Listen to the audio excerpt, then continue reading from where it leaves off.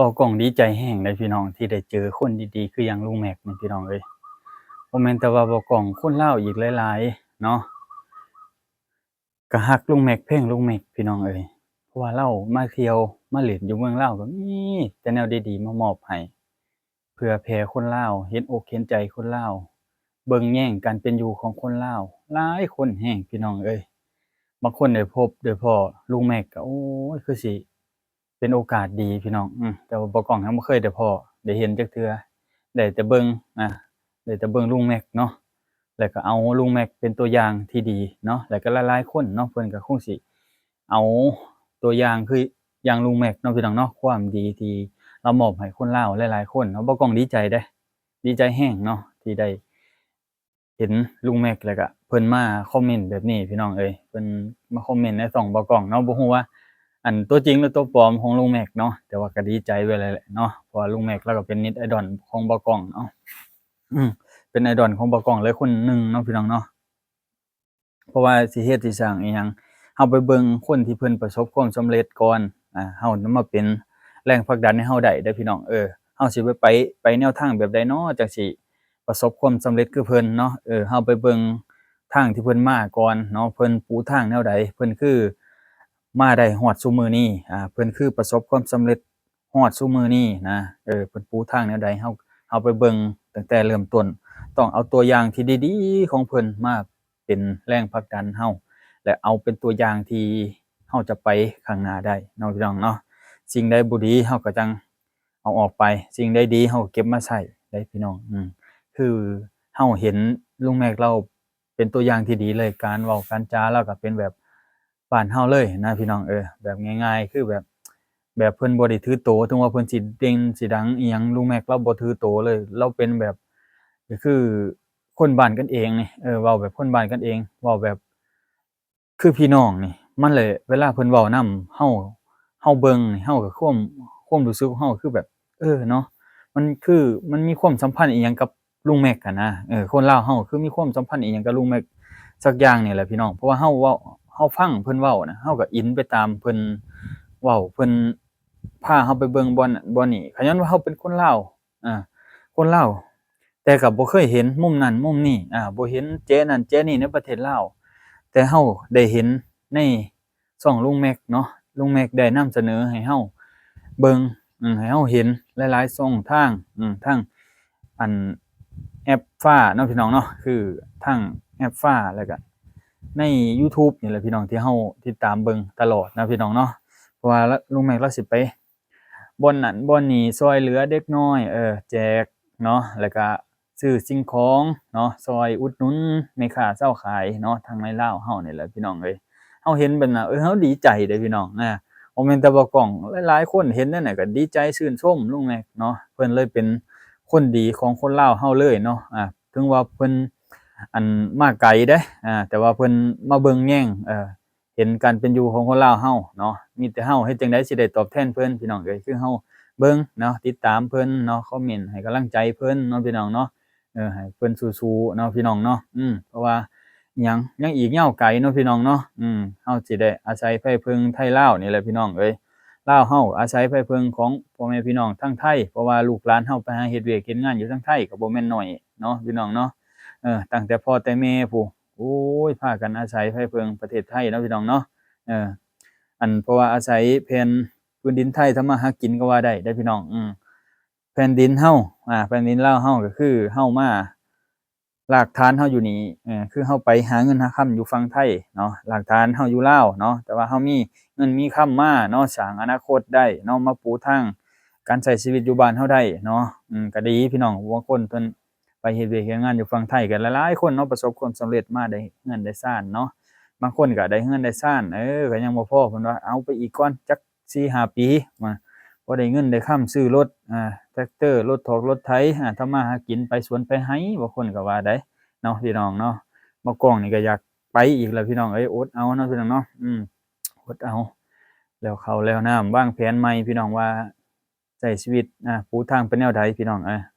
จั่งสิประสบความสำเร็จเนาะจั่งสิมีบ่อนทำมาหากิน มั่นคงแล้วก็มีรายได้ตรงไปตรงมากลุ่มปีกลุ่มเดือนเนาะพี่น้องเนาะ อันนี้ซุมื้อนี้มันยากในการที่จะปูทางทำมาหากินพี่น้องเอ้ยเพราะว่าเรากินหากินได้แต่ละมื้อนี่ก็คือกุมปากกุมท้องครอบครัวซื่อๆเนาะแต่ว่าเราบ่ทันมีรายได้เป็นประจำทุกมื้อถ้าว่ามีรายได้ประจำถือว่าวันละ200-300นี่ก็คือว่าอยู่ได้แล้วในครอบครัวได้เฮ็ดได้สร้างอันนั้นอันนี้เล็กๆน้อยๆนะพี่น้องแต่อยู่ในบ้านมันก็สิพอได้อยู่ดอกเนาะถ้าว่ามีรายได้ประมาณ3-400เด้มันบ่ออกเด้พี่น้องเพราะว่าแนวอยู่แนวกินเราหาได้เด้ในคนในครอบครัวเราหาได้เนาะ เพราะเราก็ได้อยู่ในจุดๆนี้แม่นบ่เงินที่เราหามาเราเก็บนะพี่น้องเนาะมีแต่อันนี้แหละพี่น้องบ่ต้องออกมาเว้านี่ก็เห็นนี่เห็นลุงแม็กเรามาคอมเมนต์เนาะก็เลยออกมาเว้าพ่อแม่พี่น้องฟังนะดีใจบ่ต้องดีใจดีใจแรงเลยเพราะว่าเรามันบ่ได้อิหยังพี่น้องคนบ่ได้โด่งได้ดังเนาะก็คือเฮ็ดไปซื่อๆหั้นแหละพี่น้องบางคนเพิ่นก็เข้าใจบางคนเพิ่นก็บ่เข้าใจเนาะเพราะว่าการเดินสายชีวิตเนาะพี่น้องเนาะคือบ่พ้องคือว่าเว้าจั่งซี้ซะบ่แม่นสาวใบบ่แม่นสายบอกสายบุญเนาะสายเดินชีวิตเนาะพี่น้องเนาะเว้าปัญหาชีวิตต่างๆนานาการเป็นอยู่ต่างๆนานาบางทีก็มีการไปถ่ายนั่นถ่ายนี่ถ่ายทอดให้พ่อแม่พี่น้องเพิ่นเบิ่งเนาะพี่น้องเนาะบางบ่อนก็ไปบ่ฮอดจอดบ่ถึงกันนี่แล้วมาตั้งคลิปเว้าสู่พี่น้องเพิ่นฟังเอาอันคลิปผู้นั้นผู้นี้มารีแอกชันเนาะพี่น้องเนาะมาต่อบทความเนาะพี่น้องความคิดเห็นนำกันเนาะพี่น้องเนาะมันก็คือการหารายได้อีกรายหนึ่งบางคนเพิ่นเข้าใจเพิ่นก็สนับสนุนบางคนบ่เข้าใจเพิ่นก็เว้าก็ว่าก็บ่ได้ว่าหยังเพิ่นเนาะการเพิ่นที่เพิ่นเว้าเพิ่นก็เป็นสิทธิ์ของเพิ่นเนาะพี่น้องเนาะเฮาก็เป็นคนสาธารณะแม่นบ่เพิ่นสิเว้าหยังก็เว้าเนาะแต่ว่าหั้นก้าวก่ายเกินก็ไปเว้าถึงพ่อถึงแม่ก็บ่ไหวคือกันเนาะพี่น้องเนาะแต่ว่าด่าจังซั่นจั่งซี้ก็บ่เป็นหยังด่าแต่บ่กล้องเนาะแต่ว่าด่าครอบครัวหรือด่าพ่อแม่นี่ก็บ่รับบ่ไหวคือกันเนาะบางทีความอดทนมันก็มี อันนั้นเด้อพี่น้องขีดจำกัดคือกันเนาะพี่น้องเนาะเอาพี่น้องดีใจเนาะพี่น้องเนาะอยากพ้อหลายๆคนเด้พี่น้องคืออย่างลุงแม็กนี่บ่กล้องนะอันนั้นสิเห็นตัวจริงพี่น้องเอ้ยอันย้อนว่าเพิ่นมาคอมเมนต์ส่ำนี้ยังดีใจแหละอ้าวที่แรกบ่กล้องเข้าไปเนาะเพิ่นสิคอมเมนต์เมื่อวานนี่แหละบ่กล้องกำลังเข้าไปเบิ่งเนาะพี่น้องเนาะกำลังเข้าไปเบิ่งเพราะว่าเจ้าของก็มีเวียกอันเฮ็ดหลายอยู่พี่น้องเอ้ยเกี่ยวข้าวเกี่ยวน้ำนี่แหละมื้อนี้จักหน่อยสิไปรับมัดข้าวมัดน้ำสิเก็บนี่พี่น้องเอ้ย เอามาเกี่ยวข้าวเจ้าของวันก่อนน่ะไปเกี่ยวข้าวสามัคคีเนาะพี่น้องเนาะโรงแขกสามัคคีเกี่ยวข้าวพี่น้องในบ้านบ่าวกองเพิ่นยังพากันเฮ็ดแบบนี้อยู่พี่น้องเอ้ยเพราะว่าทางไทยเพิ่นก็หายากแล้วเพิ่นว่ามีแต่ใช้รถเกี่ยวเพิ่นว่าทางไทยเออขอบใจบ่าวกองหลายๆโอ้เป็นตามีความสุขหลายเพิ่นว่าเนาะอยากให้คนดังๆมาเบิ่งบรรยากาศแถวนี้พี่น้องเริ่มดีแล้วพี่น้องยามมื้อเช้าก็อากาศเย็นอากาศเย็น จักหน่อยพี่น้องเอ้ยอากาศเริ่มหนาวเริ่มเย็นจักหน่อยลมพัดโวยๆแล้วยามมื้อแลงพี่น้องเอ้ยก็ไข่แหน่อากาศถ่ายเทดีพี่น้องยามนี้เนาะยามเดือน11เดือน12จักหน่อยพี่น้องเอ้ยตอนนี้เบากล้องว่าตอนนี้กำลังพอดีอากาศกำลังพอดีบ่ร้อนบ่หนาวเพราะว่าเกี่ยวข้าวเขาได้พี่น้องบ่ร้อนบ่หนาวตอนเช้าพอดีหั้นแหละเย็นๆลมพัดว่อยๆจักหน่อยพออยู่พอเช้าพี่น้องเอ้ยเอาพี่น้องก็นี่แหละพี่น้องความคิดเห็นหลายๆคนเนาะพี่น้องเนาะ พี่น้องคิดเห็นจั่งใดเนาะคอมเมนต์เข้ามาให้กำลังใจบ่กล้องนำเด้อพี่น้องเด้อเพราะว่าการที่เราออกมาเว้าว่าบางก็ก็บางทีเราก็บ่แม่นว่าสิเข้าใจเบิดซุอย่างซุแนวเนาะพี่น้องเนาะก็ให้พ่อแม่พี่น้องนี่แหละมาให้ความคิดเห็นมาให้คำสนับสนุนต่างๆนานาเนาะพี่น้องเนาะอันใดบ่ถูกบ่ควรพี่น้องก็แนะนำเข้ามาพี่น้องเอ้ยเพราะว่าอันใดที่บ่กล้องบ่ฮู้บ่กล้องก็เว้าในคร่าวๆไปเนาะพี่น้องเนาะพี่น้องก็มาต่อเติมเอาเนาะเพราะว่าเรื่องราวเราก็บ่ได้ฮู้ว่าซุอย่างซุแนว คือว่าแหละพี่น้องอืมแต่ว่าเราก็อยากพบอยากพ้อลุงแม็กตัวจริงเลยแหละเนาะเลาสิบ่ขึ้นมาบ่ทางพี่พี่น้องทางแขวงคำมวนเนาะถ้าว่าเพิ่นมาบ่ก็มีโอกาสสิเข้าไปหาเพิ่นเพราะว่าอยากอยากไปเบิ่งเนาะอยากไปเห็นลุงแม็กคือกันเนาะเพราะว่าคนดีๆคือยังลุงแม็กเนาะการเว้าการจาของเราเราเราเรากล้าแสดงออกการเว้าการจาแล้วก็จักสิเฮ็ดจั่งใดที่ว่ากล้องเข้าใจว่าการเว้าการจาของเรา เราต้องเรียนแบบเลานะพี่น้องเป็นคาแรกเตอร์คล้ายๆ บ่เอาแบบเลาหลายแต่ว่าเอาคาแรกเตอร์เนาะคันเว้าคันจาเอ่อเราเฮ็ดจั่งใดเราไปนี่เราจั่งสิบ่อายคนเนาะพี่น้องเนาะการช่วยเหลือเฮ็ดจั่งใดเรามีรายได้เท่านั้นเท่านี้เราเฉลี่ยช่วยเหลือจั่งใดหั้นนะพี่น้องเขาก็อยากรู้คือกันเนาะ จุดๆนี้แต่ว่าเราก็บ่ได้ไปก้าวก่ายเรื่องของเพิ่นเนาะพี่น้องเนาะเราก็มีแต่มาเว้ามาชมมาหยองมาย่อเพิ่นพี่น้องเอ้ยแล้วเราก็เห็นความดีของเพิ่นมาเว้าสู่พี่น้องเพิ่นฟังพี่น้องเนาะ หลายๆคนคือกันเพิ่นก็มาเว้า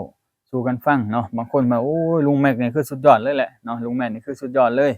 เป็นเป็นคนไทยที่แบบมีน้ำจิตน้ำใจที่สุดเนาะที่มีน้ำจิตน้ำใจที่สุดเนาะที่เพิ่นมาเที่ยวลาวแล้วมีของมาฝากมาต้อนแถมกลับไปแล้วก็ซื้อสิ่งของมาฝากคนพี่น้อง FC ทั้งไทยอีกโอ้โคตรดีเลยลุงแม็กเนาะนี่แหละคนที่เขาเจ้าดีพี่น้องเขาเจ้ามีแต่ความเจริญเนาะเฮ็ดหยังก็ โอ้ยประสบความสำเร็จพี่น้องเอ้ยเห็นบ่คนดีน่ะยอดดูยอดหยังมีคนให้กำลังใจหลายเด้อพี่น้องเอ้ยแม่นบ่เลยคนให้กำลังใจหลายเนาะคือลุงแม็กคนให้กำลังใจได้พอคนคลิปนี้คลิปหนึ่งเนาะเพิ่นก็ปูทางมาดีเนาะลุงแม็กเราก็ตรงไปตรงมาเราบ่คดบ่เหลี่ยวบ่โกงกินไผเนาะพี่น้องเนาะเราโคตรดีเลยนั่นแหละสิ่งที่บ่กล้องมักมา3 ปีแหละที่ติดตามลุงแม็กเนี่ยเว้าตรงๆคือ3 ปีเนาะที่บ่กล้องติดตามลุงแม็กมา บ่ได้เคยคดเลี้ยวไผอีกเนาะอยู่แต่หม้องเดียวนี่แหละบ่กล้องนะเพราะว่าเราก็เป็นคนตรงไปตรงมาคือกันที่เว้ามักก็คือมักเนาะคือลุงแม็กเนี่ยมักเราแรงเนาะเอาเราเป็นตัวอย่างเลยแหละพี่น้องเอ้ยประมาณนี้เนาะพี่น้องเนาะขอบใจหลายๆที่ให้การติดตามรับชมเบากล้องเนาะ